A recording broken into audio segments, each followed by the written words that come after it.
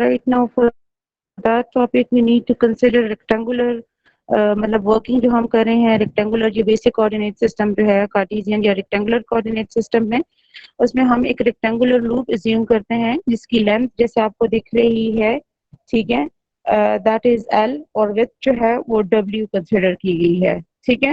मतलब इनिशियली हमने इसको इस तरह से असाइन किया हुआ है, तो इसी जम्किशन के साथ हम इस चीज कंटिन्यू रखेंगे।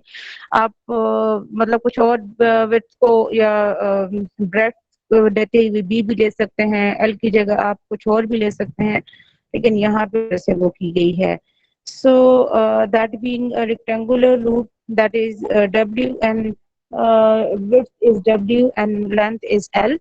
Current is current is assumed to be moving in this loop in the clockwise direction, sorry counterclockwise or anti-clockwise direction. तो इसमें जो है जो एक्सिस ऑफ लूप है यानी जो रोटेशन एक्सिस की बात हो रही है, जारी बात है टास्क आपको एफएससी की बेसिस पे पता है कि there should be rotation axis, ठीक है। So the rotation axis is assumed to be along the z axis of the loop, z axis, ठीक है, मतलब x y z overall coordinate system है। तो एक्स है इसकी लेंथ जो है अलोंग द एक्स एक्सिस ली गई है, सॉरी लेंथ जो है वो लेंथ और विड्थ जो है वो एक्स वाई प्लेन या यहाँ पे आपको दिख रहा है एक्स जी प्लेन में दिख रही है, ठीक है। और इसी तरह से जो रोटेशन एक्सिस है वो जी एक्सिस के अलोंग है।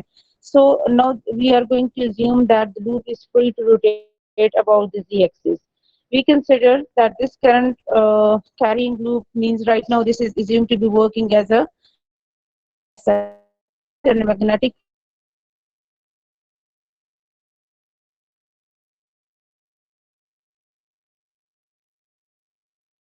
loop. So definitely four sides, two width sides, ठीक है। ऊपर की तरफ जो एक विड्थ सेक्शन आ रहा है, नीचे की साइड पे ये ओवरऑल रेक्टेंगुलर है तो फोर सेक्शंस होंगे। दो आपके पास जो होंगे along the width as W assume किए गए हैं, दो along the length as L assume किए गए हैं। तो ये चीज है आपके पास, ठीक है।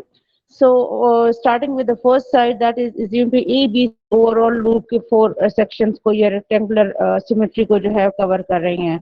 सो along the section A B, ठीक है, that is along the side AB, as we know the force that is being experienced by a current carrying conductor और current carrying जो आप कह रहे हो कि line है, ठीक है, if that is being placed in a magnetic field that was already being derived and that was equal to F equal to I times L cross B, जो पीछे हम लोगों ने किया हुआ है I L I B sin of theta था, फिर sin of theta को हमने cross product between L and B assume करते हुए जो वो कर लिया था, ठीक है, इंटरप्रेट कर लिया था। So we consider that B is acting along the x axis, जो फील्ड की एक्सिस है, जो फील्ड की फ्लक्स लाइंस की ओरिएंटेशन है, they are assumed to be along the x axis. Other than X axis भी हो सकती हैं, ये कोई एक ही पॉसिबल सिनेरियो नहीं है, एक ही पॉसिबल केस नहीं है। जैसे पीछे मैंने आप लोगों को बहुत सारी चीजों के साथ बताया हुआ है कि आपको अगर केस टू केस वेरिएशन की बेसिस पे आप बताया जाता है कि आप फील्ड को इस तरह से एज्यूम करें या गिवन इक्वेशन से आपको इनसाइट दिया जाता है, तो आपने फिर उसी अकॉर्डिंगली उसको कंसिडर करते हुए उसी के साथ वर्किंग करनी होती है, ठीक है। So now we are going to assume that consider a length vector in the direction of current, ठीक है, जो करंट की वो है जो हम लोगों ने एंटी क्लॉकवाइज assume की हुई है, as the current is moving in the minus z axis in this AB section, ठीक है, क्योंकि करंट आप देखें ना ऊपर वाले उसमें आपके पास ऊपर की तरफ A towards B जा रही है, A towards B जा रही है। if AZ is along this positive axis, so from A to B towards point B along the cross along the length of AB, वो आपके पास against this AZ या in reverse AZ as minus AZ जो है वो flow हो रही है। So in this particular case LAB will be minus time LAZ. This minus is introduced that comes due to the negative axis, negative Z axis, ठीक है, क्योंकि current flow direction is in the upward direction, so that is definitely along the negative of AZ.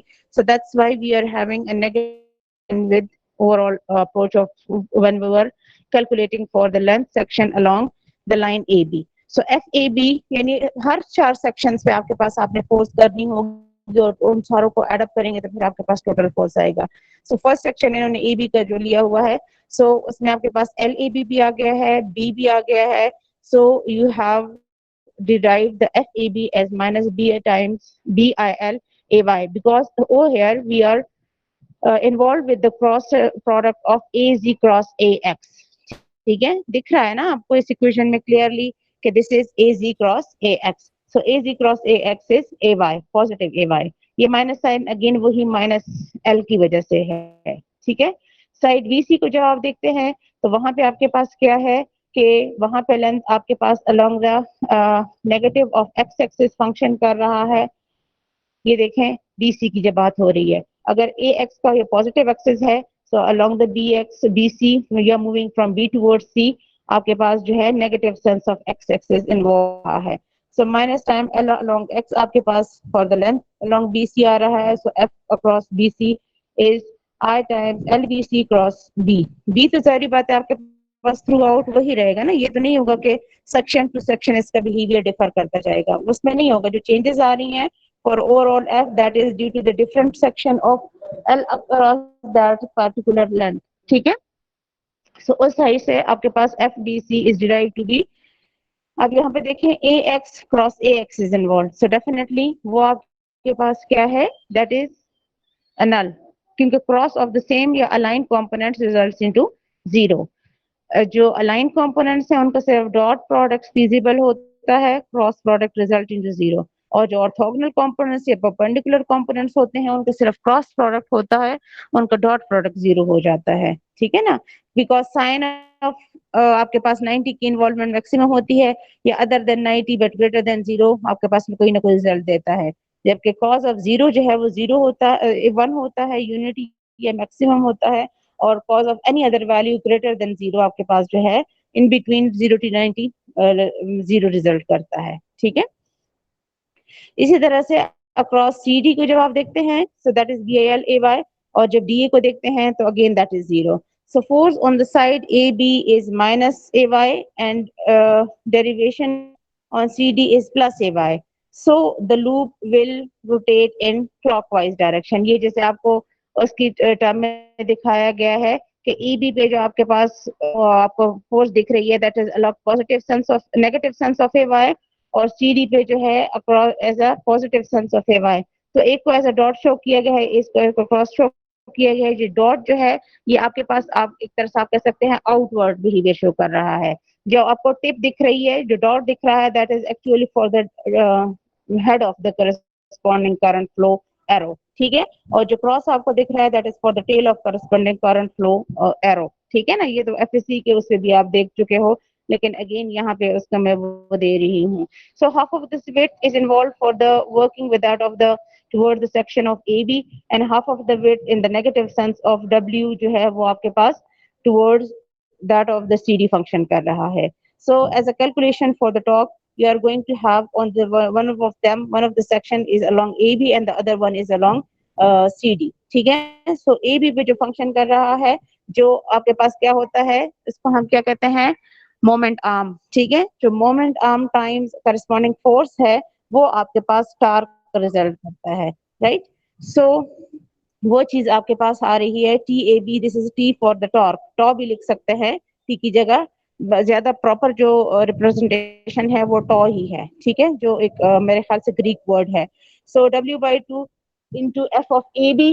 इसी तरह से आपके पास along CD जो आ रहा है तो TAB या टॉ AB जो है -1/2, सिर्फ आप इसको जो है मल्टीप्लाई करते हैं एज अ क्रॉस प्रोडक्ट, तो AX cross AY results into AZ। सो टॉ AB या अलोंग द जो इन्वॉल्व हो रहा है ये सेक्शन ऑफ टार्क या सेगमेंट ऑफ टार्क जो अलोंग AB फंक्शन कर रहा है that is -1/2 BILW along AZ। इसी तरह से जब आप CD को देखते हैं तो आपके पास ओवरऑल ये again tau along CD is W/2 F of CD। अब W/2 जैसे वहां पे आपको ऊपर वाले उसमें दिखाया नेगेटिव सेंस ऑफ W/2, वही आपके पास W/2 क्या है कि AX का नेगेटिव सेंस है। ठीक है, वेट कोई नेगेटिव सेंस नहीं रखती, लेकिन around the unit vector of -AX। ठीक है, उस वजह से आपके पास माइनस साइन इंट्रोड्यूस हो रहा है। So again -BILW along AZ, so summing up the two we are having the total value of DILW along AC minus half involve होके total sum या overall a whole value of one result कर रहे हैं. So LW is actually length into width is actually area of the loop. So replacing it by area of the loop. So this is along area of the loop. जाहिर बात है जिन दो section के along आपके पास area आ रहा है, तो इसके लिए अगर हम दोबारा से ओरिजिनल डायग्राम स्विच करते हैं तो आपके पास आपको विड्थ दिख रही है, that is along X axis, और जो लेंथ है that is along Z axis. जो area as a cross product of these two axis आएगा एक्स बाय एक्स जी, वो along the perpendicular as along Y oriented आपको दिखेगा. Direction आपकी जो होगी या उसका यूनिट वेक्टर जो है वो अलोंग वो चीज होगी. तो L W is along A Y. ठीक है, इसी तरह से now modifying this equation means replacing it accordingly. So minus az is actually ay cross ax. minus az यही सेंस दे रहा होता है ना, ठीक है, क्योंकि ax cross ay is az. So negative या जो मल्टीप्लिकेशन ऑर्डर है इसको रिवर्स करेंगे तो नेगेटिव सेंस ऑफ az आपके पास आता है.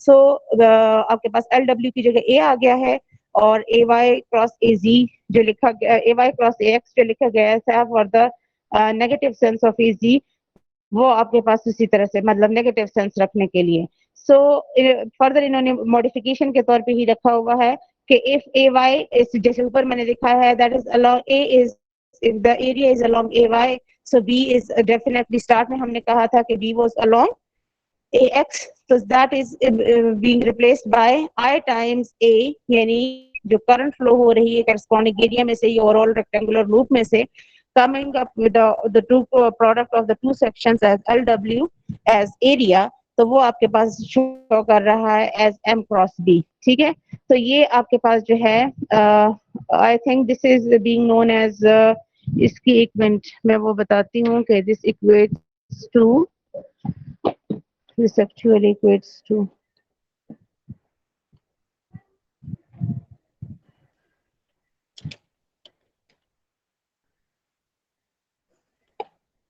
अच्छा इसका इसमें वो नहीं है, इसका असल में बुक में वो आ रहा था. अब मुझे इसका वो नाम एग्जैक्टली वो भूल रहा है कि कपल पता नहीं क्या कुछ कपल का वो आ रहा होता है कि जो ओवरऑल सारे उसको कवर करता है ना एल क्रॉस बी को. क्योंकि सिर्फ अगर हम डब्ल्यू के अलोंग ले देते हैं क्या कहते हैं करस्पॉन्डिंग मोमेंट आर्म, लेकिन this is all together the cross sectional जिसको कहते हैं cross product of the two values as L into B, तो वो ओवरऑल आपके पास शो करता है. जी जी ma'am, couple two forces equal in magnitude opposite direction नहीं होता? हाँ, ऑपोजिट डायरेक्शन आ रही है ना. एक में आप देख नहीं रहे हो, आपके पास डॉट दिख रहा है जो आउटवर्ड डायरेक्शन ऑफ करंट को शो कर रहा है, और एक की साइड पे आपको जो टेल दिख रही है वो क्रॉस रिप्रेजेंटेड है. तो ये ओवरऑल जब एक्सिस ऑफ रोटेशन आपके पास जो है, ठीक है, जो आपके पास मिड सेक्शन ऑफ दिखाया गया है, तो अगर वो एक्सिस ऑफ रोटेशन रखा गया है तो ये ओवरऑल उसको क्लॉकवाइज मूव करा रहे हैं. Yes ma'am. मैम इसमें तो कपल के केस में तो फिर हमारे पास इसका ओवरऑल इफेक्ट टॉर्क जीरो होना चाहिए, क्योंकि एम्पलीट्यूड जो सेम होंगे दोनों के, डायरेक्शन अपोजिट होगी. आ रही है, डायरेक्शन अपोजिट आ रही है, लेकिन ओवरऑल को देखें ना बिस्मा, हम लोगों ने सम अप करके क्या किया हुआ है, एक जगह पे इजी को नेगेटिव साइन दिया हुआ है, ठीक है, जिसको हम A Y time A Y cross A X दे रहे हैं. ठीक है, तो वो सेंस उस तरह से कवर करते हुए हमारे पास ओवरऑल रिजल्टेंट जो है with the negative sign with both of the value with minus half, ठीक है, -1/2 -1/2 BIA है, ये BILW है, तो उस तरह से लेते हुए ओवरऑल आपके पास, क्योंकि अगर आप मैग्नीट्यूड हाइट उनको जीरो इक्वल डायरेक्शन, तो फिर तो उसको रोटेशन करनी ही चाहिए थी या नहीं. टॉर्क में हम क्या करते हैं, दो इक्वल एंड ऑपोजिट फोर्सेस इस तरह से अप्लाई करते हैं किसी एक्सिस रोटेशन के अक्रॉस कि उनका सेंस जो होता है रोटेट करने का ऑपोजिट होता है. तो ओवरऑल वो मिला के या जो कलेक्टिवली वो फंक्शन करते हुए overall along an axis of rotation कोई ना कोई सेंस ऑफ रोटेशन है. ऐसा नहीं होता? यस मैम, ऐसा ही है ना जी. हाँ, तो यही क्योंकि अगर इक्वल एंड ऑपोजिट फोर्सेस आप एक पॉइंट पे लगाओ ना, एक पॉइंट पे, ये एक्सिस है, दिस इज नॉट पॉइंट. ठीक है ना, यही डिफरेंस है कि axis means this represents an overall combination of points. ठीक है, तो combination of points से overall की बात करते हैं, तो एक साइड पे आपके पास पॉजिटिव सेंस ऑफ फोर्स आता है, दूसरी साइड पे नेगेटिव सेंस. तो ओवरऑल वो इसको ओवरऑल सेंस ऑफ रोटेशन देते हैं और about that axis, along that axis, ठीक है ना। अगर वो axis instead of Yes, axis ma'am. एक सिंगल पॉइंट होता ना तो फिर उसमें definitely Yes, resultant ma'am. Zero generate होता, ठीक है। सही। यस मैम, ठीक तो है। ये दिक्कत है। अब ये एम के मुझे थोड़ा सा वो हो रहा है, इसको मैंने बुक में वो किया नहीं है, इसको आप बुक में देखें अगर किसी के पास बुक है इस वक्त। उसमें पढ़ी तो हुई है क्लासरूम में, लेकिन अब मुझे यहाँ से चीजों को मल्टीपल उसमें खोलना थोड़ा प्रॉब्लमेटिक हो रहा है। वो पीसी के साथ तो चले हम जिसको कहते हैं ना यूज टू हो गए हैं, ठीक है। एनीबडी वॉलंटियरली मुझे इस चीज को बता दें, जो एम क्रॉस बी आ रहा कौन है सा आपके मैम? पास, कौन सा एम क्रॉस टॉपिक? बी आ रहा है इसी में जो हम लोगों ने सम अप करके इसको वो नहीं किया, T is M cross B. तो बी तो जाहिर बात है स्ट्रेंथ ऑफ मैग्नेटिक फील्ड है, मैग्नेटिक फील्ड डेंसिटी है, but M represents for, that stands for, क्या सेंस आ रहा है इसको जरा देख के मुझे बताएं। कोई भी बुक क्लासरूम में ही पड़ी हुई है, वहां से देख के मुझे बताएं। सिद्दीकू की जो है, मैम इसको ये कह सकते हैं ना कि एक मतलब मास है, उस पर फोर्स लग रहा है मैग्नेटिक नहीं फील्ड में, और वो टार्क उसमें जो। नहीं है नुमान, ये टोटली डिफरेंट चीज है बेटा। अगर मास होता तो ये this M is not for mass right now over here, ठीक है, ये जी मास, मैम जी। This is I times A. तो मास आपके डिस्टेंस पास, को जी बेटा, जी जी बच्चे बोलो, कौन बोला था, दोबारा से डिस्टेंस बोलो होगा, प्लीज। मैम डिस्टेंस होगा फिर। नहीं नहीं बेटा, डिस्टेंस में नहीं है ना, M is actually the replacement for I times A, I A, ठीक है। तो इसको देखिए, इसकी एग्जैक्ट क्या टर्मिनोलॉजी यूज की गई है, where A is itself L cross B, L cross A W, ठीक है, वो भी है। तो ये देखें कि इसमें ओवरऑल क्या सेंस आ रहा है इसका। Anyone check it out from the book. सदीकू की बुक मैंने यहाँ पे अपलोड की हुई है ना, या नहीं? जी मैम अपलोडेड है। सिद्दीकी की बुक है बच्चे, अनुमान आप बोले हो ना बेटा? जी मैम अपलोडेड है। हाँ वो देखें, सदीकू में देख के जी एम मैम। क्या वो कर रहा है, मुझे इसका वही वाली बात है कि नाम वो हो रहा है। ठीक है मैम देख। अच्छा फिर जो अगर आप प्रॉब्लम को देखते हैं, इस प्रॉब्लम को you have to consider rectangular loop, ठीक है। रेक्टेंगुलर लूप जो है एज बीइंग शोन, मतलब ये फिगर आपको दी जाएगी, the loop has dimensions of 1 metre by 2 metre, ठीक है, and it is being placed in the or lies in the uniform field of the strength of field with B as minus 0.6 along Y, 0.8 along Z Teslas. The loop current is, मतलब जो current loop में से flow कर रही है, that is 4 milliamps. You have to calculate the torque acting on the loop. ठीक है, हम लोगों ने अभी डिराइव किया है, अभी बिल्कुल ही ऊपर एक स्टेप पे, कि as the torque is being provided by m cross b तो डेफिनेटली आपके pass through the equation of 0.6 along x और something very along y given है, ठीक है। You have to multiply that with m, but m itself is I a. A is आपको dimension दी गई थी as 1 into 2, ठीक है, that is width into length जो भी है, तो that is actually area dimensions के लिए।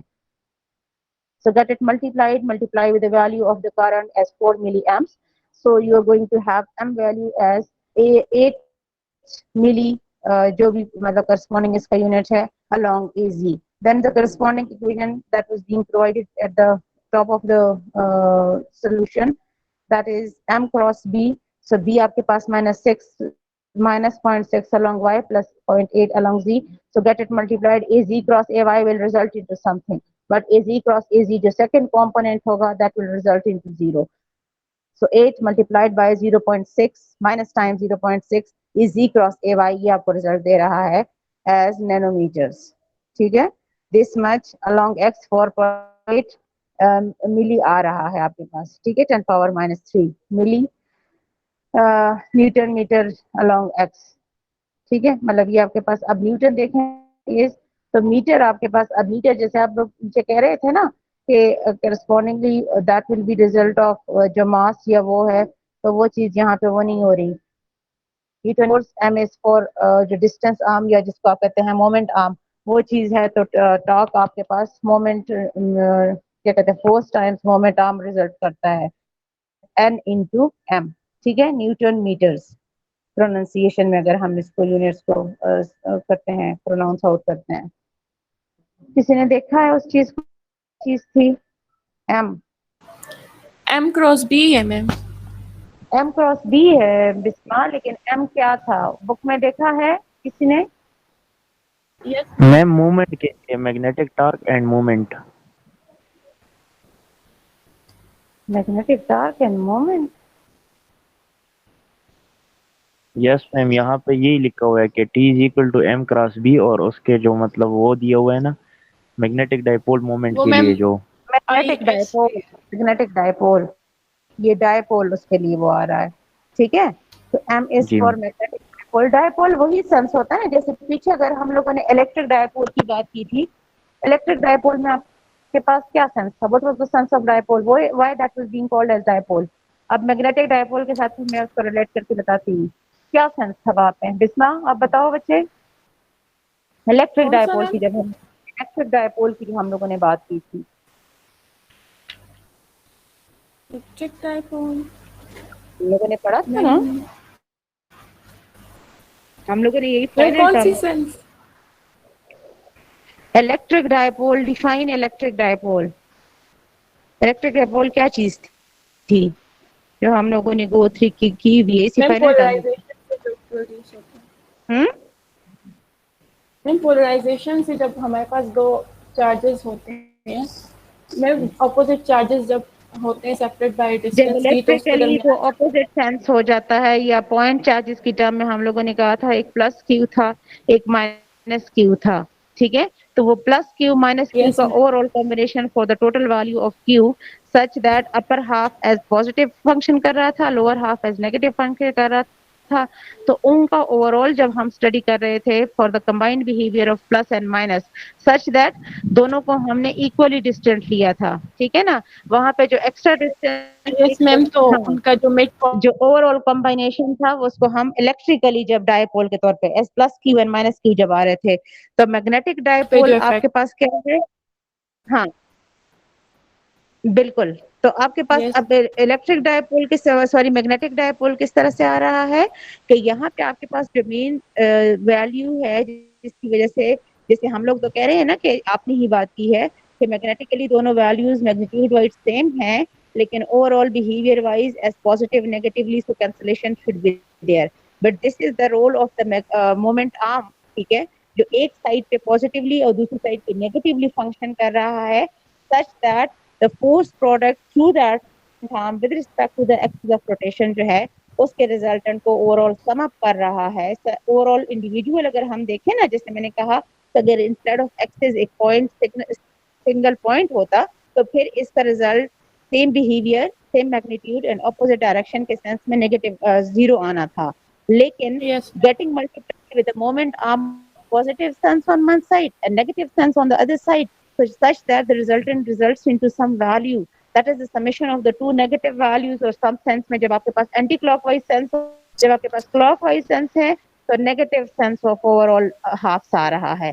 लेकिन अगर इसी चीज को आप रिवर्सल में देखते हैं ना, इसी ओवरऑल सिनारियो जिसमें हम लोगों ने अभी कहा हुआ है कि जो रेक्टेंगुलर लूप है वो आपके पास अलोंग क्या कहते हैं एक्सिस ऑफ रोटेशन जो है इजी के अक्रॉस है, और क्रॉस सेक्शनली इसको देखा गया है विड्थ अलोंग एक्स और लेंथ अलोंग जी, और करंट को रखा गया है एज एंटी क्लॉकवाइज या काउंटर क्लॉकवाइज फ्लो में। अगर इसी चीज को इसी डायमेंशंस में रखते हैं, लेकिन अगर आप करंट डायरेक्शन जो है, करंट फ्लो डायरेक्शन जो है वो एज्यूम करते हैं इन द क्लॉकवाइज डायरेक्शन, तो फिर आपके पास रिजल्टेंट्स जो होंगे ना अभी के रिजल्टेंट्स को ऑपोजिट आएंगे। तो उसमें आपके पास जैसे हम अब नेगेटिव हाफ्स को, दो हाफ्स को वो कर रहे थे, फिर उस सेंस में आपके पास पॉजिटिव दो हाफ्स जो है वो एड अप होंगे, getting multiplied through this magnetically opposite moment arms, that's why this is being magnetic dipole, ठीक है। तो ये मैग्नेटिक डायपोल टाइम जो स्ट्रेंथ है, क्योंकि एक साइड पे आपके पास negative sense of moment arm है, दूसरी साइड पे positive sense of moment arm है, और मल्टीप्लाई होके वो आपके पास लंप सम में नेट रिजल्टेंट दे रहे हैं, ठीक है। तो इस सेंस में दिस तो is being ma'am known as, इसमें जो ये m is equal to, ma'am इसमें m है, बुक में लिखा हुआ है ISAN। सॉरी, हाँ जी जी, बिस्मा दोबारा बोलेंगे बच्चे, बिस्मा दोबारा बोले बच्चा। हेलो, मैम इसमें m is equal to ISAN लिखा हुआ है, मैग्नेटिक डाइपोल जो है। तो इन्होंने बच्चे एक ही जगह IS लिखा हुआ ना, S is the same cross section.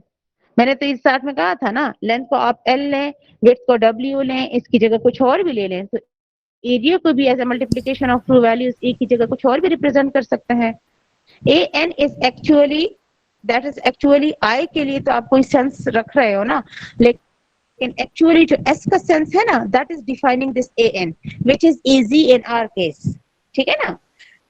जो आपके पास लेंथ और विड्थ मल्टीप्लाई होके, जैसे मैंने आपको कहा कि लेंथ आपके पास अलोंग AZ आ रहा है और विड्थ आपके पास अक्रॉस AX आ रहा है, तो AZ cross AX is generating you AY है, सॉरी हमारे सेंस में मैं गलत कर गई हूँ, ठीक है, AY है। तो आपके पास अगर कोई अलग दो वैल्यूज हो रही हैं तो AY की जगह AX भी आ सकता है, AZ भी आ सकता है, डिपेंडिंग ऑन से दो सेक्शंस आपके पास as a cross section value length into width multiply होकर रिजल्ट कर रहे हैं। ये ओवरऑल एस जो आपके साथ जनरलाइज करके AN लिखा गया ना, दिस ओवरऑल डिपेंड्स ऑन के which two sections are being multiplied. अगर AZ क्रॉस AX है तो डेफिनेटली AY है, अगर AX क्रॉस AY है तो AZ है, सो ऑन। इस तरह बाकी कॉम्बिनेशन भी हो सकती है ना, नेगेटिव सेंस भी आ सकता है, ठीक है। समझ आ रही है मेरी बात की बिस्मा? Yes ma'am. ठीक है, जी मैम। अच्छा। अब आपके पास जो है जो दूसरा प्रॉब्लम है उसमें आपको डेटा वाइज प्रोवाइड किया गया है that you are having the 4 corners of a loop as 0 0 0 to 0 0 0.600 0.41.7 and so on, ठीक है। इस तरह से आपको ओवरऑल एक लूप शो किया है। I is this much, B is this much, force on the segment from this to this has to be calculated, ठीक है। Then total force on the loop has to be calculated, then torque on the loop about the origin 000 has to be calculated, and then again आपके पास जो है torque calculated, जबकि आपके पास about the origin है एक और दूसरा आपके पास है 0.45, 0.6 एंड 0.3 के अक्रॉस। तो इस लूप को जब आप स्केचअप करते हैं with the corresponding value of, जो आपको as a point to point values given है 0.000 टू 0.6 एंड 0.000 से देखें, आप जब x के अक्रॉस तरफ मूवमेंट रखते हैं तो 0.600 आपको दिख रहा है which is being represented as C1 over here. तब जब आप C2 को देखते हैं तो C2 में आप 0.600 से 0.41 एंड 0.7 तक जा रहे हैं, दिख रहा है ना आपको, जो आपके पास overall as C2 from C1 toward C2 show किया गया है। और C3 पे आपके पास 0.41 एंड 0.72 अगेन 000। तो ये एक तरह से आपके पास रेक्टेंगुलर लूप नहीं ट्रायंगुलर लूप बन रही है, ये रेक्टेंगुलर नहीं हुई, ठीक है। यहाँ खैर इन्होंने कहा भी नहीं है rectangular, right now you working with a triangular loop, ठीक है। तो उस लूप में जब आप देखते हैं तो ओवरऑल आपके पास, ओवरऑल हम लोगों ने सबसे पहले अभी जब ग्राफ को देख रहे थे तो क्या कर रहे थे, हम पहले फोर्सेस को देख रहे थे जो हर सेक्शन पे फंक्शन कर रही थी, और फिर accordingly getting multiplied with the corresponding moment arm दूसरी चीज को देख रहे थे। तो एज अ फर्स्ट पार्ट हमें कहा गया है कि आप फोर्स कैलकुलेट, ठीक है, that is moving from section this to this, that is 0 to 0.6 and 0 means along the path C1. So FC1 is I L1 into B रहेगी ना, जो ओवरऑल ऊपर आपको एक उसके तौर पे गिवन है इक्वेशन के तौर पे। सो get it multiplied with I भी कांस्टेंट रहेगा, सो L आपके पास राइट नाउ फंक्शन कर रहा है, ये L across C1 देखे ना, the change is only as dx along x and dx is from 0 to 0.6, so 0.6 along x। ये समझ आ रही है ना L1 की, ये तो पीछे चुके हैं, ठीक है। Yes so ma'am. FC1 I times L1 is right now 0.6 along x and as a cross value with 0.2 along x and other components। तो जो आपके पास AX क्रॉस AY या EZ की इन्वॉल्वमेंट होगी वो रिजल्टेंट्स देंगे। AX क्रॉस AX जो आपके पास 0.6 AX and 0.2 AX है, वो वैल्यू आपके पास नल रिजल्ट होगी. So overall you have derived FC1 as minus 0.96 along Y and minus 0.48 along Z. Newton into metre, इन्होंने मीटर इंटू न्यूटन लिखा हुआ है, लेकिन exact according to the sequence newton into metre होना चाहिए. ठीक है. सो L2 अब आपके पास जो है आप देखेंगे moving from the value of 0.6 0.4 और 0.41 एंड 0.72 ऑरिजिन. ठीक है. अगर इसको आप देखते हैं इधर से है या नहीं, दूसरा फोर्स कहाँ से गया है, that is total force on the loop. Total force on the loop means आप F2 को भी देख लें, F3 को भी देख लेंगे. ठीक है. सो L2 आपके पास अब आ जाएगा, जो ओवरऑल चेंज आ रहा है दैट इज फ्रॉम 0.4, मतलब इन्होंने भी डायरेक्ट कवर किया हुआ है. 0.4 से 0 नहीं लिया हुआ, 0.4 से डायरेक्ट 0.6 लिया हुआ है, एक ही सेक्शन में कवर करते हुए, ओरिजिन को इग्नोर करते हुए. 0.42 माइनस 0.6. इसी तरह से अलोंग Y आपको जो है चेंज ऑफ 1 माइनस 0 दिख रहा है, this is only along Y. इसी तरह से इजी के अलोंग आपको जो है चेंज दिखेगा 0.7 minus 0 along Z. So that is lump sum as 0.7 along Z. ठीक है. सो इस तरह से आपके पास FC I times L2 cross B. So get it multiplied, वो तो सिंपली मल्टीप्लिकेशन है ना, वो तो आप खुद ही परफॉर्म करेंगे. इसी तरह से थर्ड सेक्शन के लिए भी सो टोटल फोर्स आपके पास ये देखें.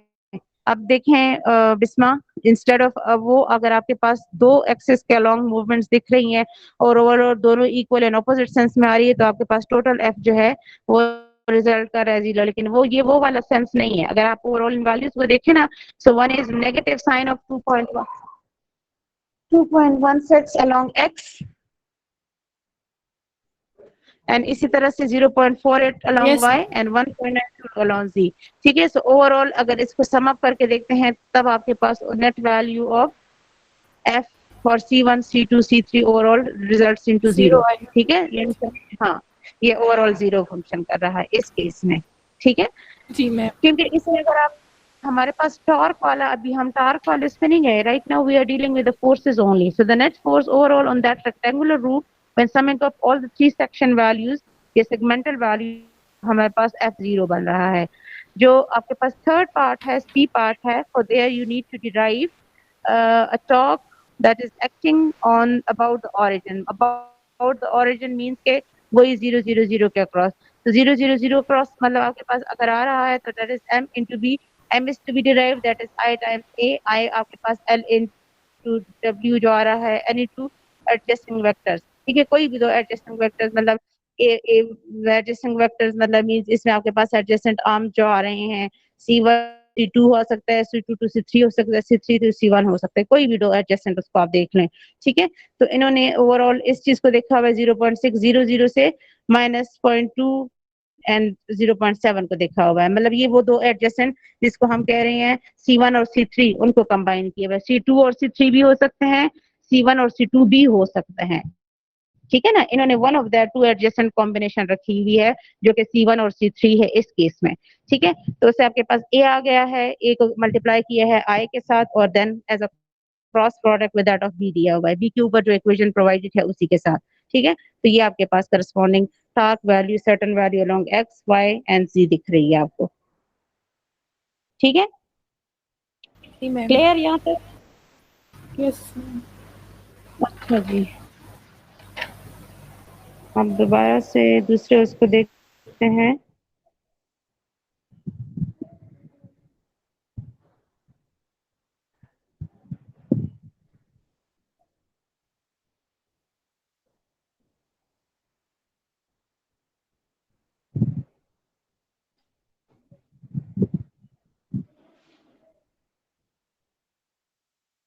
So the last chapter of the topic, that is chapter 10. ठीक है. उसके बाद मैं पेपर के हवाले से आपको कुछ बताऊंगी.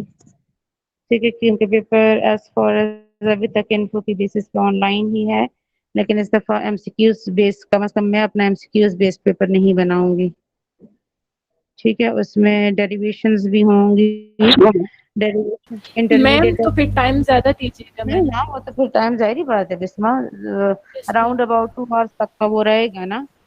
यस. मतलब मैक्सिमम जो हमें 2 आवर्स का अलाउड है, तो डिपेंडिंग ऑन के मैं कितनी लेंथ का पेपर बनाती हूँ उसी के मुताबिक टाइम दूंगी.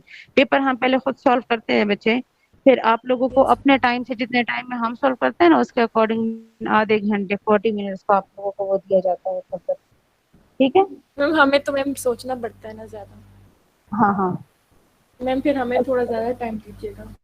1 मिनट का 1 मिनट इसको बच्चे खैर आप लोग अगर आपको आज चाहिए है ना मुझे तो मतलब मेरी भी अभी क्लास है मेरे पास तो मीटिंग लेकर है आप आराम से वो कर लें तो फिर रिजवान के पास छोड़ जाएं अपने कोई मसला नहीं है नहीं मुझे कोई जल्दी नहीं है ठीक है मुझे उस्मान ने कॉल की है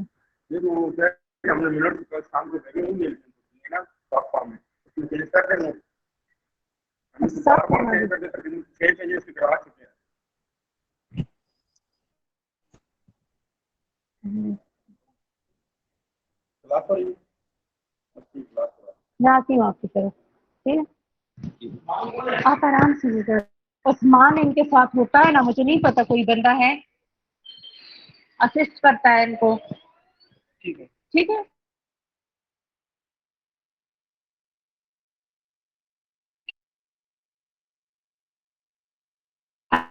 आराम से कोई भी अच्छा जी तो starting with the chapter 10 according to the statement जो फर्स्ट टॉपिक है that is about Faraday's law जो एफएससी और मैट्रिक में भी आप रिपीटेडली डन कर चुके हो अब यहाँ पे ओवरऑल अगर आप देखेंगे ना आपके पास क्या है आप ओवरऑल कंबाइन कर रहे हैं इसमें कि आपके पास अगर आप स्टैटिक फील्ड लेते हो और मोबिलिटी ऑफ कंडक्टर रखते हो या स्टैटिक कंडक्टर रखते हो और मोबिलिटी या चेंजेस इन फील्ड रखते हो तो ओवरऑल उसका कॉम्बिनेशन जो है या sense of Faraday's law combining the two effect when you are working with the static conductors ठीक है stationery conductor and variation of field is being interpreted और फिर आपके पास फिक्स्ड फील्ड है यानी strength of field is fixed और फिर उसके साथ कंडक्टर मोबिलिटी को इन्वॉल्व करते हो तो फिर आपके पास दोनों का कंबाइंड बिहेवियर क्या आता है जैसे पीछे लॉरेंट इक्वेशन में हम लोगों ने क्या बिहेवियर कंबाइन किया था कि जब हम कह रहे थे कि मैग्नेटिक फील्ड एक दफा हम लोगों ने लिया था और फिर उसी चीज को कम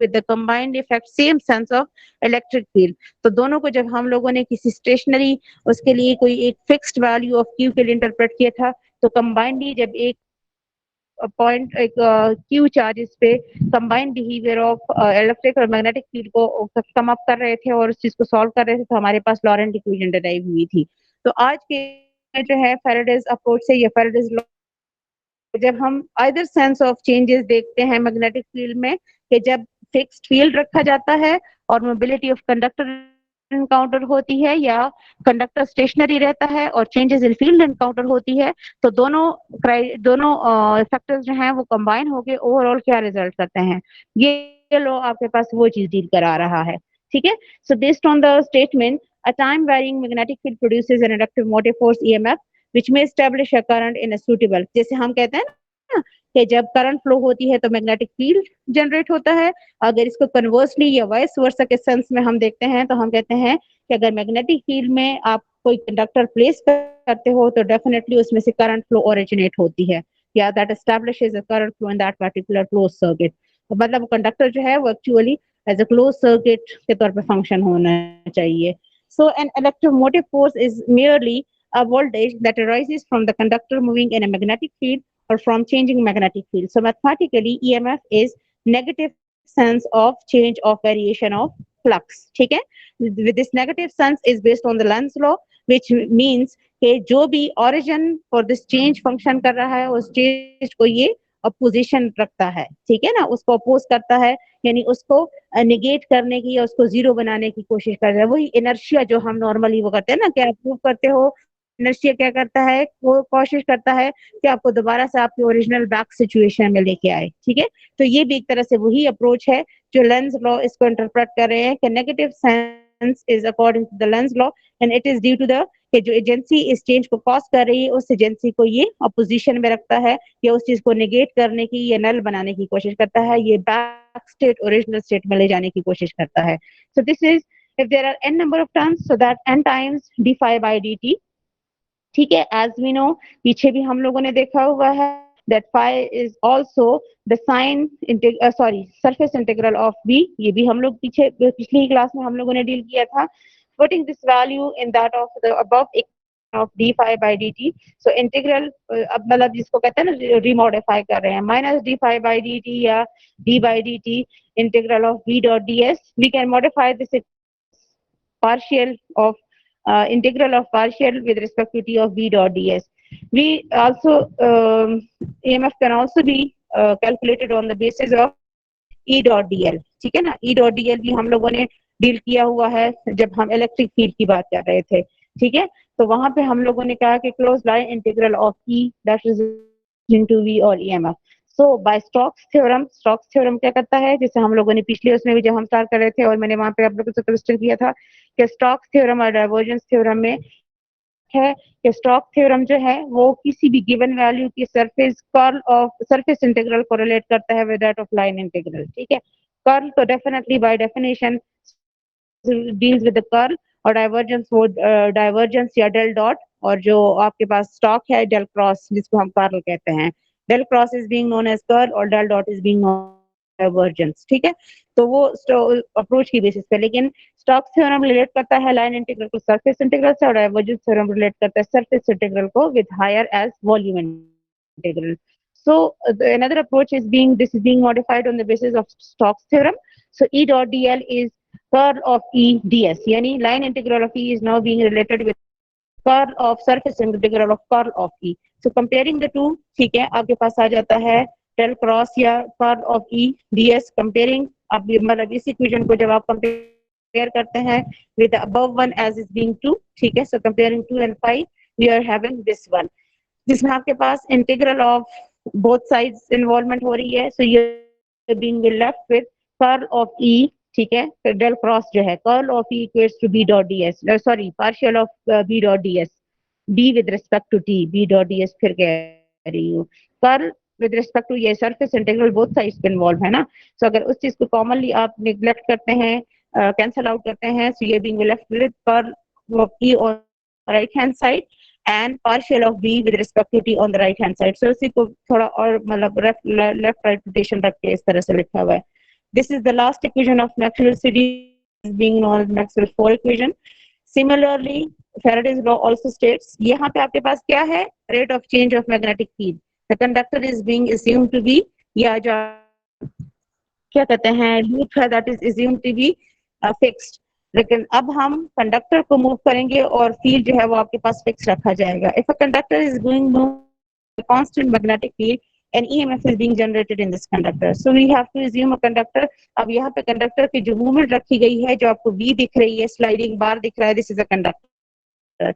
और V डायरेक्शन में इसका इनवर्ड भी हो सकता है, टुवर्ड्स दिस सेकंड साइड भी हो सकता है, जहाँ पे मेजरमेंट रखने के लिए आपने अकॉर्डिंगली एक पोटेंशियोमीटर एज V भी रखा हुआ है. ठीक है, so we have to consider a conductor and that is being assumed to be movable. ठीक है, so Z is equal to 0 plane या accordingly XY plane में मूवमेंट रखी जा रही है. YZ भी हो सकता है, ZX भी हो सकता है, कोई रिस्ट्रिक्शन नहीं है कि सिर्फ XY में ही इसके वेलोसिटी एक्सेस हो सकता है या मूवमेंट सेक्शन रख सकते हैं.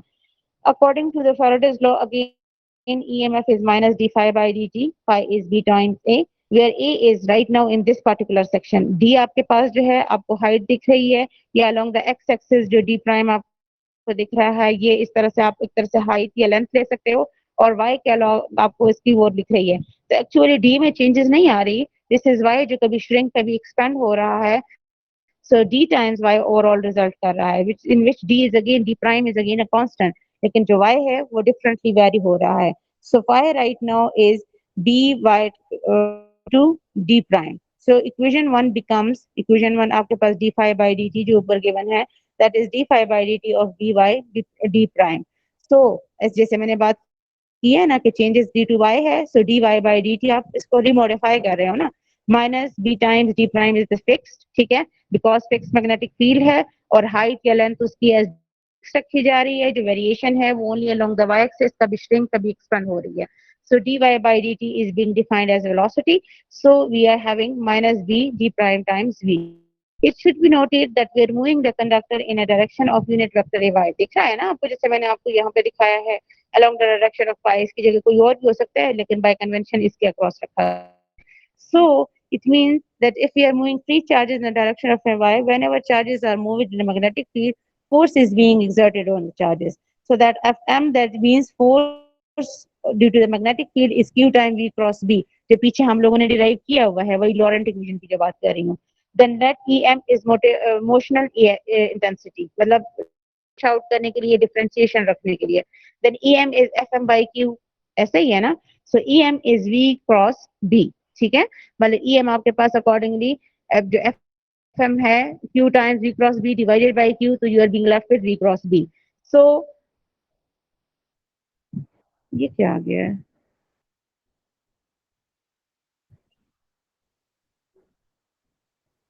ये डायरेक्ट इधर से कहाँ से वो हो रहे हैं? 1 मिनट. 85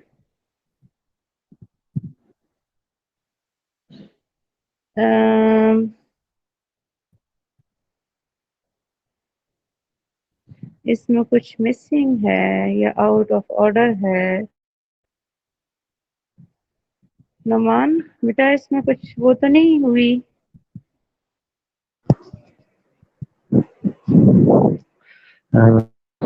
जी मैम जी. मुझे लग रहा है बेटा इसमें थोड़ा ऑर्डर का सीक्वेंस का वो आ रहा है.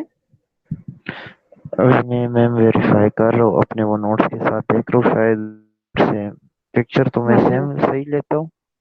नहीं पिक्चर तो बिल्कुल क्लियर है माशाल्लाह, लेकिन वही वाली बात है, ये तो फिर इम्पोर्टेंट फॉर्मूलाज है ना जो आपके पूरे कोर्स के फॉर्मूला को यहाँ से तो हमने रीड नहीं करना. लेकिन equation of continuity is a separate topic, और यहाँ पे ये इक्वेशन ऑफ कॉन्टिन्यूटी को मिड से ज्वाइन कर रहा है.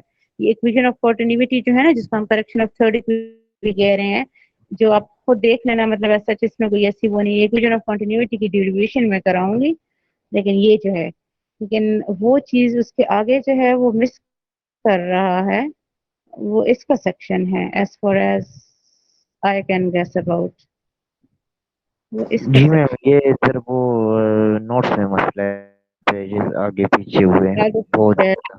हाँ, और के बाद डायरेक्ट आया हुआ है. अरे वो नोट्स भी मेरे पास शारहीम आए थे, उनको चाहिए थे ना, तो उनको, वरना मैं वहां से वो करके आज मैं वरना लाई थी बाई चांस से. उन्होंने सर मैं मांगे थे इसके लिए लाई थी, मैं बाई चांस नहीं लाई थी उनकी बस मैम रिक्वेस्ट. अगर आप मुझे 5 मिनट देती है तो मैं ये कर लूँगा. नहीं नहीं कोई मसला नहीं है, बस क्या नाम है रोमान, इस चीज को मैं वो करा देती हूँ ना, ऐसा ऐसे तो कोई इश्यू वाली बात नहीं है. और अब यहाँ पे आपके देखिए आपके पास मतलब केस आ जाता है ना, जिसमें आप कह रहे हो कि आपके पास जो बिहेवियर है वो मोशनल है, and motion is due to the motion of conductor, due to the velocity of conductor.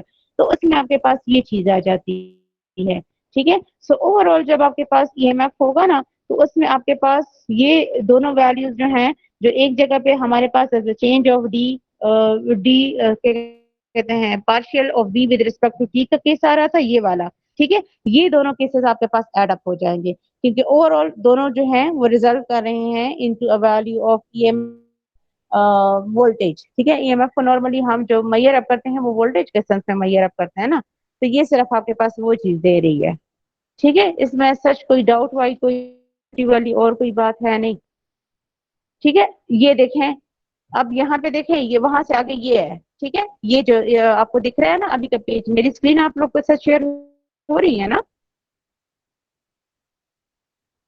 मेरी स्क्रीन आप लोग के साथ शेयर हो रही है? मैम जी बहुत छोटी है जी मैम. मैम हो रही है. हाँ हो रही है. तो ये देखिए right now that was switch 4, और ओवर हियर यहाँ पे आपके पास 182 की साइड पे 5 लिखा हुआ है, ठीक है. तो अगर उसी इक्वेशन को जो पीछे हम लोगों ने देखा है, E M is V cross, ठीक है. अगर अगेन हम बाय द स्टेटमेंट देखते हैं, तो EMF was also derived to be line integral of E, right now we are having EM motional EMF and cross B, ठीक है. क्योंकि हम लोगों ने ईएम बाय क्यू से करते हुए, सॉरी एफ बाय क्यू करते हुए, E times V cross B divided by Q करते हुए, क्यू हमारे पास कैंसिल हो गया था और हमारे पास रह गया था क्या कहते हैं ई क्रॉस बी, ठीक है. So right now closed line integral of E cross B. This is the EMF that is being induced due to the conductor. That's why being known as motional EMF. ठीक है.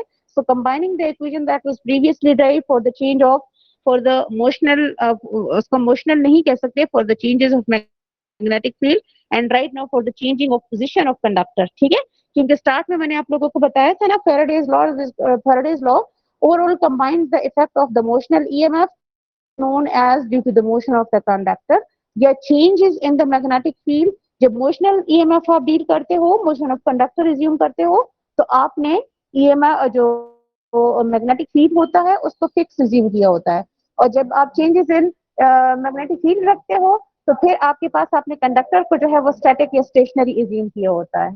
ठीक है, ये overall आपके पास combine वो दिखा रहा है।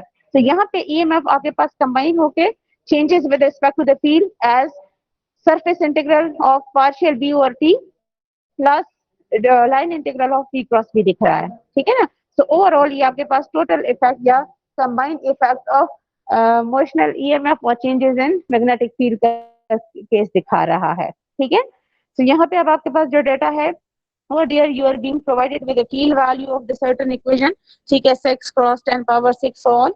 You have to consider the flux that is passing through the surface of z equal to 0, और x की जो एक्सटेंशन है फ्रॉम वो 0 से 20 मीटर तक है, y जो है 0 to 3 मीटर तक है, एंड t जो है that is assumed to be an instant of 1 microsecond.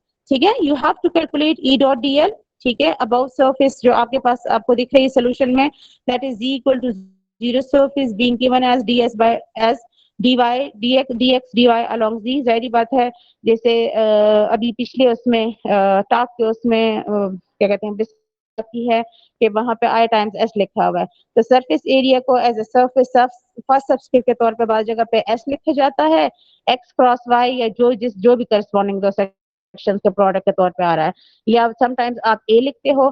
Cross sectional area में आपके पास सेक्शनल के तौर पे बाजू का पे s और बाजू का पे a लिखा जाता है। ठीक है, तो यहाँ पे वही अप्रोच लिखी गई है, अगर a भी लिखा जाएगा तो कोई फर्क नहीं आएगा, ये बिहेवियर यही रहेगा। ठीक है, this is actual the interpretation of area, surface or area. Surface is the product of two axes, area is the product of two axes, so we know that phi is b dot ds, surface integral of b. ठीक है, मतलब जो magnetic field density है, so phi is being derived to be equal to, मतलब आपके पास अब b भी है ds भी है, so get them multiply, so overall आपके पास phi आ जाएगा। ठीक है, फिर आपके पास रेडियल मोड में अगर आप देखते हैं, मतलब सिंपली आपके पास जो डिग्रीज का वो है उसकी जगह आप रेडियन उसको वो रखते हैं, तो फिर आपके पास E dot D L E M F D by D T जो है उसको आप फर्दर सॉल्व करते हैं, करस्पॉन्डिंगली आपके पास E dot D L at an instant of T, यानी टी पहले आपके पास जनरलाइज आ रहा था, अब इस टी को आप स्पेसिफिकली एट 1 माइक्रोसेकंड वो रखते हैं, तो उसको स्पेसिफाई करके सिंपली कैलकुलेशन ही है।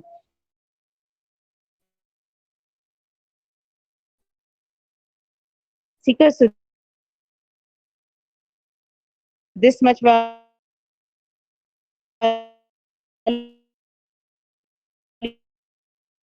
of kilovolts, एंड ऊपर आपके पास आ रहा था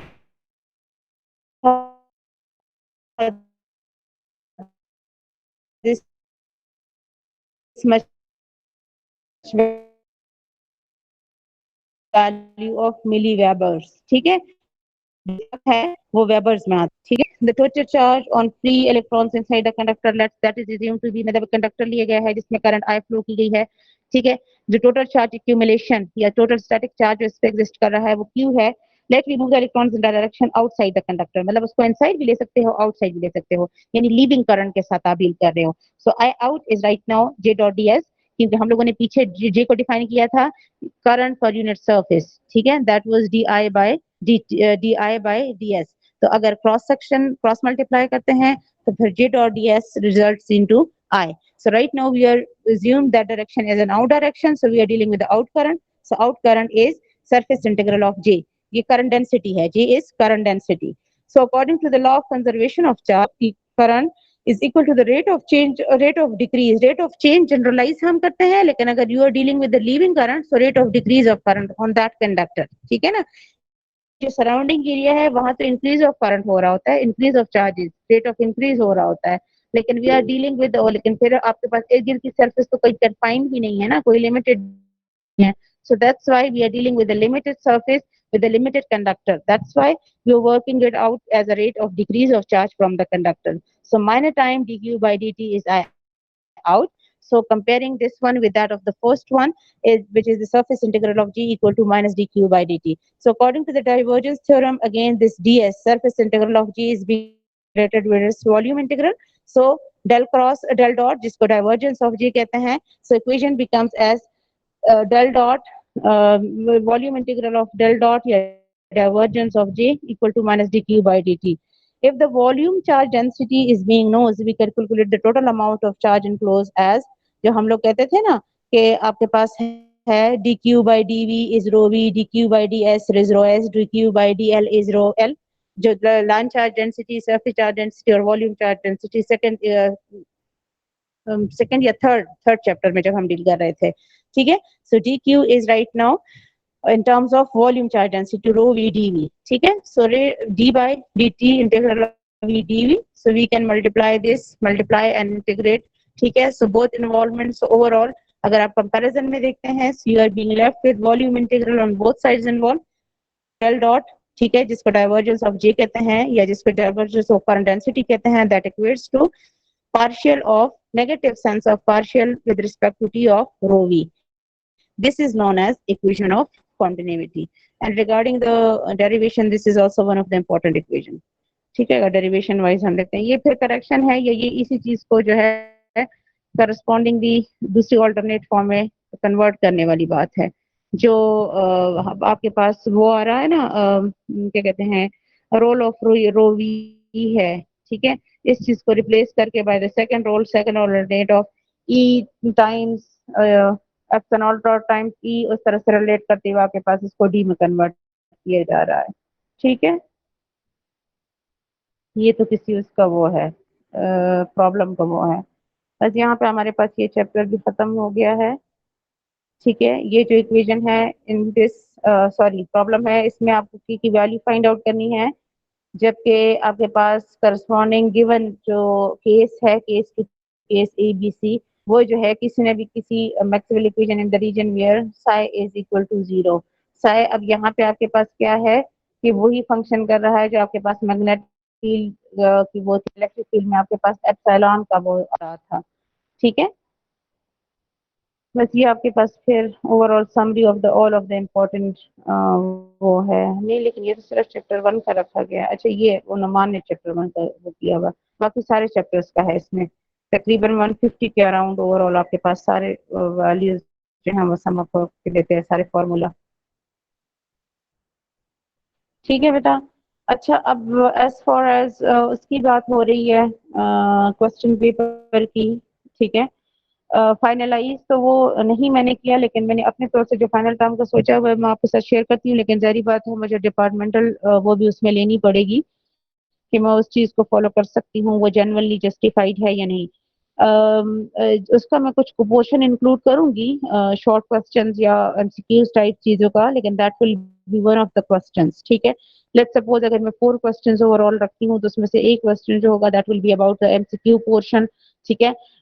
मैक्सिमम जैसे शुरू में किसी ने पूछा है, मैंने कहा है मैक्सिमम 2 आवर्स तक का टाइम अलाउड होगा, ठीक है. लेकिन डिपेंडिंग ऑन जितना मैंने पेपर का वो रखा हुआ है उसी के मुताबिक, ये नहीं कि एक ही क्वेश्चन दूं और आपको ओवरऑल 2 आवर्स दूंगी. दैट विल डिपेंड ऑन कि मैंने कितने क्वेश्चन किस लेंथ के डाले हुए हैं. और बाकी जो है आपके पास डेरिवेशंस भी, जैसे मैंने आज के उसमें अगर देखूं तो आज भी आपके पास 2 इंपॉर्टेंट इक्वेशंस डिराइव हुई हैं, एक मैक्सवेल इक्वेशन और मैक्सवेल कह रही हूँ, फैराडेज लॉ कंबाइंड बिहेवियर, ठीक है. स्टैटिक और मैग्नेटिक दोनों, स्टैटिक और मैग्नेटिक इन मींस सेंस के स्टैटिक ईएमएफ और चेंज ऑफ फील्ड दोनों केसेस को कंबाइन करिए, यानी जो ओवरऑल नेट इक्वेशन डिराइव हुई है दोनों केसेस को कंबाइन करके. और इसी तरह से इक्वेशन ऑफ कॉन्टिन्यूटी, ये 2 इक्वेशंस आज के उसमें से मतलब इम्पोर्टेंट है. इस तरह से लॉरेंट इक्वेशन इम्पोर्टेंट है. बाकी जो हम लोगों ने इनफाइनाइट कंडक्टर का डिराइव किया है, फाइनाइट कंडक्टर का डिराइव किया हुआ है, ठीक है. तो मतलब इस तरह की इक्वेशन जो कि हो सकता है मैं फिर क्लासरूम में फर्दर आपके साथ फर्दर शेयर कर दूं कि ये डेरिवेशन वाइज टॉपिक जो है इम्पोर्टेंट. और इन्हीं डेरिवेशन से रिलेटेड फिर अगर कोई न्यूमेरिकल्स हैं विद सर्टेन डेटा चेंजेस हो सकते हैं, ठीक है. जैसे सच देर में बाकी कुछ वैल्यूज वो कर लूं या उन क्वेश्चन से हट के कुछ और पूछ लूं. मतलब अगर वहां पे लेट्स सपोज फोर्स पूछा गया है तो बेस्ड ऑन दैट फोर्स में स्टैटिक ईएमएफ, स्टेशनरी ईएमएफ को पूछ लूं, फोर्स को ना पूछूं स्टेशनरी मोशनल ईएमएफ, तो motional EMF is definitely F by Q, ठीक है. आपसे यहाँ पे फोर्स मांगा गया है, मैं वहां पे मोशनल ईएमएफ पूछ, इस तरह की छोटी छोटी चेंजेस हो सकती हैं, ठीक है. हो सकती हैं, ये मैं नहीं कह रही कि होंगी. लेकिन इस तरह का। लेकिन नॉर्मली जैसे मैं बात करी, अगर मैं 4 क्वेश्चंस इंक्लूड करी हूँ तो इसमें से एक क्वेश्चन जो होगा वो MCQ related short questions MCQ इस टाइप का होगा, और बाकी जो होंगे वो लमसम लेंथी क्वेश्चंस होंगे, जिसकी आपने उसी तरह से क्या करनी होगी, पीडीएफ कन्वर्ट करनी होगी और फिर उस चीज को मेरे साथ शेयर करना होगा, ठीक है, एज अ सोल्यूशन। तो अगर किसी की कोई क्वेरीज हैं तो पूछ लें। एनीवन जो कुछ जानना चाहें, पूछना चाहें related to the final term exam? नहीं पूछना कुछ भी? Thank you ma'am. चलें ठीक है, okay, all the best for the final term exam. इंशाल्लाह अच्छा होगा, डरने की कोई जरूरत नहीं है, अपनी प्रिपरेशन रखें, मैम ठीक है बेटा? आसान बनाना मैम। अच्छा जी ठीक है, सही है, ठीक है, thank you ma'am, thank you ma'am. Okay मैं मैम, थैंक मतलब जी जी बेटा, कि मतलब इस जी तरह मैम। ज्यादा चेंजेस ना हो, क्योंकि कंसेप्ट वो इतना क्लियर नहीं है ना। नहीं, क्लियर होगा ना बेटा, जितना देखें, मैं कोई ऐसे तो नहीं करूंगी ना कि मैंने उस चीज को आपको वो नहीं दिया होगा, लेकिन थोड़ा थोड़ा सा सोचने वाला काम होना चाहिए ना, कि थोड़ा सा आप, मतलब एक तो बिल्कुल यही होता है ना कि रेडीमेड आप यही चीज है सच आप कॉपी कर लो, उस तरह का थोड़ा सा वो अवॉइड करने के लिए एडिशनल कुछ इस तरह से वो दूंगी जो कॉन्सेप्चुअल रिलेटेड होगा, लेकिन कोई इतना डीप कॉन्सेप्ट नहीं है, पीएचडी में भी नहीं हूँ कि मैं कहूँ कि मेरा कोई इतना वास्ट विजन है कि मैं उसको आपके साथ कंपेयर करूँ, ठीक है बेटा? तो कोई जी ऐसी मैम, बस चीज नहीं कर सकोगे, इंशाल्लाह श्योर अबाउट ऐसी कोई चीज होगी जो आप कर सकोगे, लेकिन उसके लिए आपको थोड़ा सा अवेयर और थोड़ा सा अलर्ट रहना होगा, ठीक है ना? आपको मतलब थोड़ा थोड़ा वो जज किया जाएगा, तो जी इतना मैम, हाई जी लेवल मैम, नहीं कर शुक्रिया। सको, ठीक है? चले बेटा, all the best okay, for अल्लाह हाफिज मैम। एवरीथिंग। ओके जी, टेक केयर, अल्लाह हाफिज, अल्लाह हाफिज।